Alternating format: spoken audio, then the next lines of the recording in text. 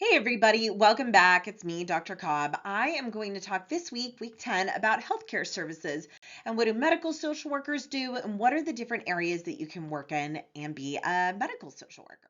So when you look at job growth in general, so remove social work and just look at job growth in general, there is a estimated anywhere from 9 to 16% growth in jobs. And what you find is that over half of the jobs are going to be healthcare jobs in general. Nurses, doctors, PA, nurse practitioners, all of those types of positions. But we also know that healthcare social workers are also growing significantly.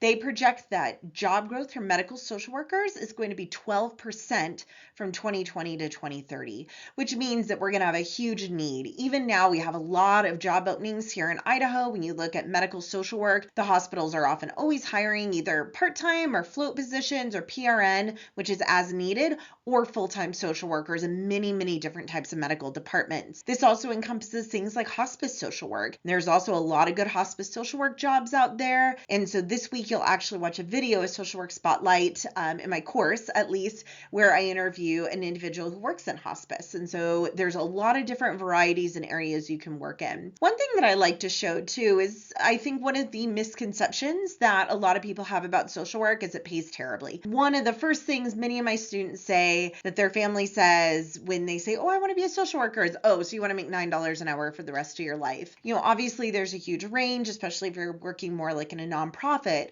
But what we find is the annual mean wage of healthcare social workers is actually pretty high, especially here, at least in Idaho, compared to a lot of other types of jobs. The other thing that I think is really exciting is when you look at the different wages, it's interesting. Washington, Oregon, and California, Idaho, Nevada, and Utah all have about the same annual mean wage. Obviously, it fluctuates a little bit, but it's all kind of in that category. And as we know, our amazing neighbors in Washington, Oregon, California, it's a little bit more expensive to live there. Nevada, Idaho, and Utah tend to be a little bit cheaper. And so it's really lovely that our medical social work is pretty comparable to our neighboring states. It's also not uncommon for social workers to work in border towns in Idaho, where you're serving clients from both Oregon and Idaho or Montana and Idaho. And so being able to remain competitive is really helpful as well. So there's a huge need for this group, and it pays pretty well, especially compared to some other fields. So when we say medical or healthcare social workers, we often think of hospitals. And while that's true, they tend to pay well. They employ a large number of employees working in all different sorts of settings. You might have a social worker in the NICU. You might have a social worker in a hospital oncology center. You'll probably have a social worker in the emergency department or multiple social workers. That's not the only type of facility that medical social workers work in. We also work in psychiatric hospitals. My graduate program and then my first job was at a psych hospital, and I loved it. It was a great experience. I got to meet a lot of people and be very supportive and validating and learn how to connect with people and build that important rapport. I also learned a lot about diagnoses and what that looks like and kind of the progression of mental health. I did groups, I did individual therapy, I did family sessions, I did individual assessments, discharge planning, all sorts of things, and really, really loved it. I worked well in a great team of nurses and doctors and psychiatrists and, PAs and different people that would come in to support this client. And so it was a really neat experience, and psych hospitals employ a lot of social workers. So that's an alternative as well to the traditional medical hospital. Social workers may work in outpatient type facilities. I had a relative that was transitioned to a rehab facility after having a stroke, and the social worker there was incredible. Filled out paperwork, helped us connect with resources. The social worker ran a support group for people who had experienced a stroke, really did a lot of great work in that facility. Hospice, like I mentioned at the beginning, is another great field that you can work in, and there's always a lot of great jobs. I've had lots of students intern in hospice social work at the master's level and find it to be incredibly rewarding to support not just the individual, but their family as well as they're going through this process of death. There's also long-term care. So if you look at a lot of the assisted living communities here or nursing homes, you'll see a lot of times there's a social worker or 2 or 3 that works on the unit. They're doing everything from connecting with resources, helping with transportation, education, maybe supporting the family who's struggling with having mom or dad or a spouse in an assisted living community. And so they can do a lot of great work. Finally, there's group homes or agencies that are outpatient that work with those who have disabilities. And so again, a social worker can do a lot of good helping with case management, daily living skills, doing a lot of education and support for people who have disabilities. So medical social work is great, but it's also very diverse, and a lot of people don't realize that. Ida Cannon back in 1930 already realized the importance of this. She wrote that the medical social movement service recognizes that there should be within the hospital someone definitely assigned to represent the patient's point of view and to work out with the physician an adaptation of the medical treatment in the light of the patient's social condition. She was basically saying that yes, while the medical is critical and doctors and nurses do an incredible job with the physical part of things, we can't ignore the environment. We can't ignore the social. We can't ignore the fact that you have two people with knee surgery. They could be going home to very different environments and may have very different outcomes depending on the environment they go into. And so as social workers, we have this beautiful gift to be able to talk about the social condition and really work as part of that interdisciplinary team. So obviously there's a lot of different settings that medical social workers work in, so it can be hard to kind of pinpoint the different roles or responsibilities they have. But typically in most settings, social workers do a number of things. One is we're assessing the patient's needs. We do what we call a biopsychosocial spiritual assessment. We're looking at their biology, their genes, the issues they're dealing with physically. We've got their psychosocial, which is psychology and social together. So looking at thinking patterns, are they struggling with mental health issues? What is their perception maybe of the physical health issues they have? If you have a client who's just been diagnosed with a significant autoimmune disorder, they may be really struggling emotionally, physically, socially, in a lot of different ways. Psychologically, they may be struggling as well. And so it's important to be able to do this thorough assessment and looking at spirituality, because there's a lot of research that shows that people's perception of spirituality can absolutely be part of their healing process, physical healing, emotional healing, whatever that may look like. And so regardless if you're in a psychiatric hospital or a long-term assisted living, or you're working in an outpatient facility, you're probably going to do some sort of assessment to see where they are and what they need. You're often going to engage with the patient and their family. It's very scary to have someone in an assisted living facility or a memory care. It can be challenging to have a loved one in a hospital on a cardiac unit, or maybe your partner is pregnant and ends up going into early delivery and is in the labor and delivery floor, on bed rest. All of these situations are very overwhelming. And what we find is not just the patient is overwhelmed, but often it's the family. And sometimes it's more so the family. The patient may feel like, hey, I've got this, I'm moving forward, but the family is really struggling. And so you often aren't working just with the patient. You're engaging with the family, you're talking with them. Obviously, there's all sorts of confidentiality and releases. People don't just stroll into the ER and say, tell me about how my family member's doing. There's releases and a different protocol for that.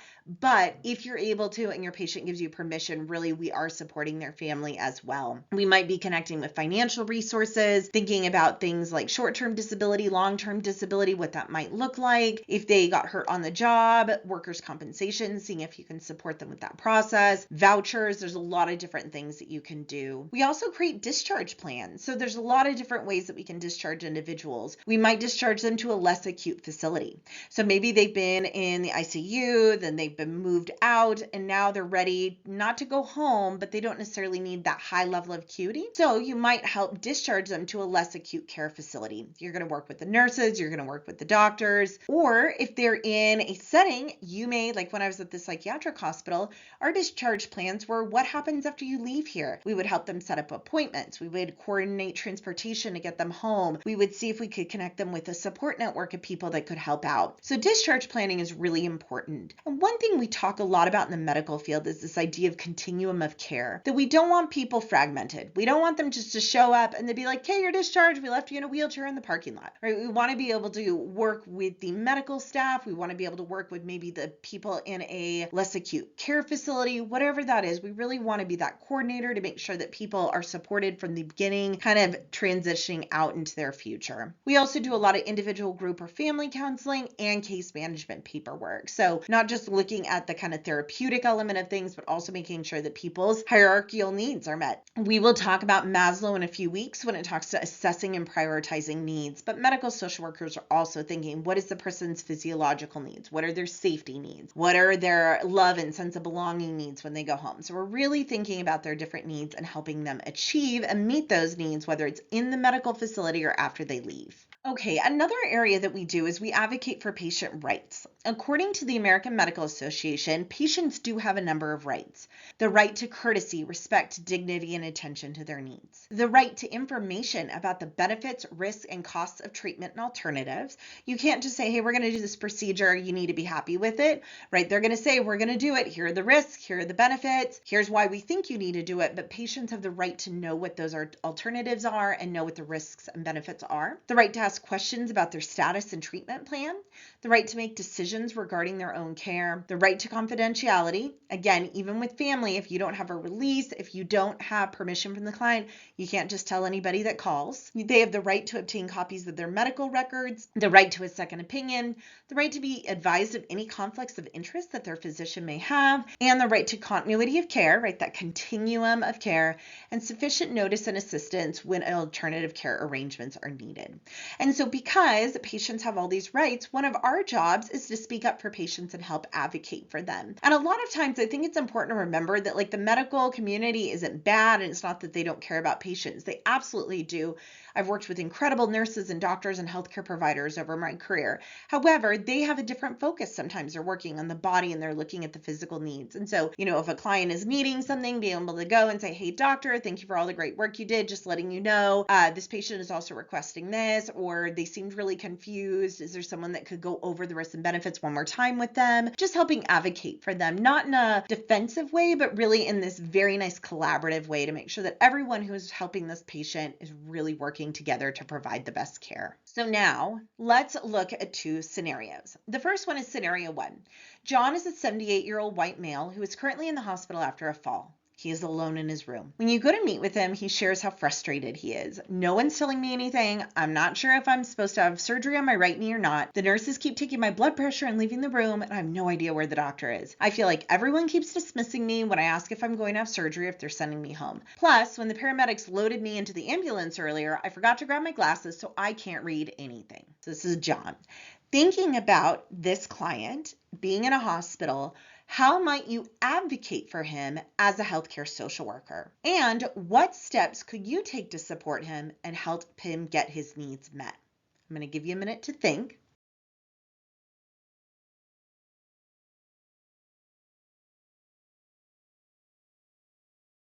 So normally when I do this activity in groups, people bring up a lot of different issues. The glasses are a major issue. Remember, patients have a right to know what the risks and benefits of their treatment are. They have the right to know what alternatives are. And so here you have this individual who is supposed to be reading paperwork that he can't read. So is he really signing something that he should be signing if he doesn't know? So you might go find a cheap pair of reading glasses for this client. Or if he's giving you permission, see if there's a family member that could bring a bag of his stuff, including his reading glasses. Or you might have someone that can work with him to read it to him, just to make sure that he's really fully clear about what's going on. We also need to check in. He's a little unclear what's going on. And so maybe the doctor explained it to him and he just didn't quite get it, or he was so panicked that he didn't retain it. Maybe it's the doctor had to run off to another emergency and wasn't able to do it in depth.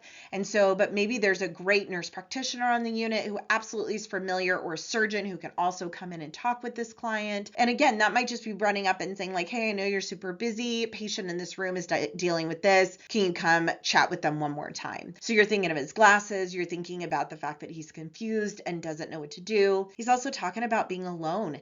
Is his family been notified? Maybe he left his cell phone and doesn't know the phone numbers of his daughter or his son or his grandkids. So again, why is he alone? Does he have family? Does he have support? Or is it something as simple as he just can't remember their phone numbers and he left his cell phone along with his glasses at home?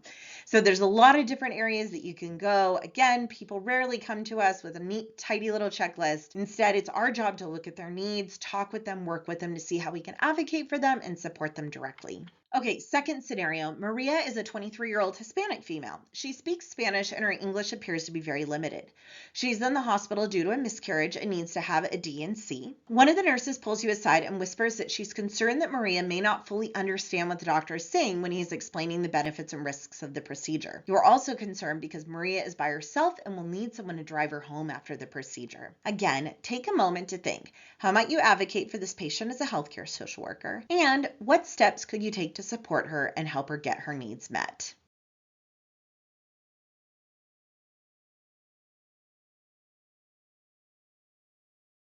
Normally, students talk. When I do this in class, again, I have students mention the language barrier is very concerning. So it might be something where, are there forms in Spanish? Is there an interpreter that we can use to make sure that she really fully understands what's going on? We want to know why she's there by herself. Does she have a partner that can support her? Or potentially, is there a safety issue? Maybe she doesn't want the partner there. She doesn't want the partner to know she was pregnant. Maybe she doesn't want the partner to know that she had the miscarriage. Whatever it may be, we don't always just want to jump to what we think should be done, but really we'd be talking to Maria, whether that's through an interpreter or trying to work with her. We really want to talk to Maria and see what's going on in her own words in which she identifies the needs as. And if she doesn't want a partner to come, we need to figure out, someone's got to drive her home and be with her after the procedure. Does she have a best friend, a cousin, an aunt, someone that she can connect with that she can get a ride home from? So again, a couple different issues here. We're thinking of safety, we're thinking of aftercare, we're thinking of language barriers and her right to know the treatment, the risks, and the benefits of it. Finally, there's a couple of challenges when we talk about medical social work. Obviously, end-of-life issues can be very challenging. There's been discussion of things like physician-assisted suicide, which is legal in some states and some countries, but not others. There are things like confidentiality issues. If you've got someone in the emergency department, they're really struggling, and you've got family which is freaked out because they didn't get permission to talk,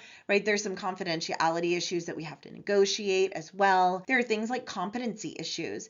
If you have someone who has advanced Alzheimer's, are they competent to sign for themselves? Can they sign their own forms? Another example is working at like psychiatric hospitals. Sometimes people come in and they are actively psychotic. They don't know their name. They don't know where they live. They may not have shoes. They're really struggling. And so it creates this complexity, right? Maybe you have John Doe. John Doe can't tell you anything about himself, but he's family members trying to call in. And can John Doe, if he doesn't know his name, if he doesn't know who he is, can he sign a bunch of paperwork? Does he understand what the paperwork is? So competency is definitely a challenge you see.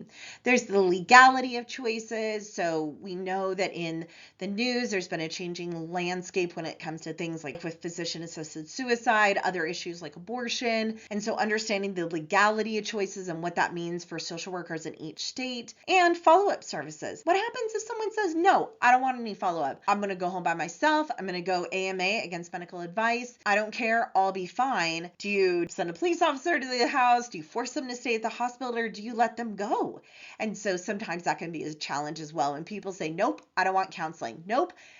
I may have gone into detox while here, but I'm going to go right back to doing what I did before. I'm not ready to change.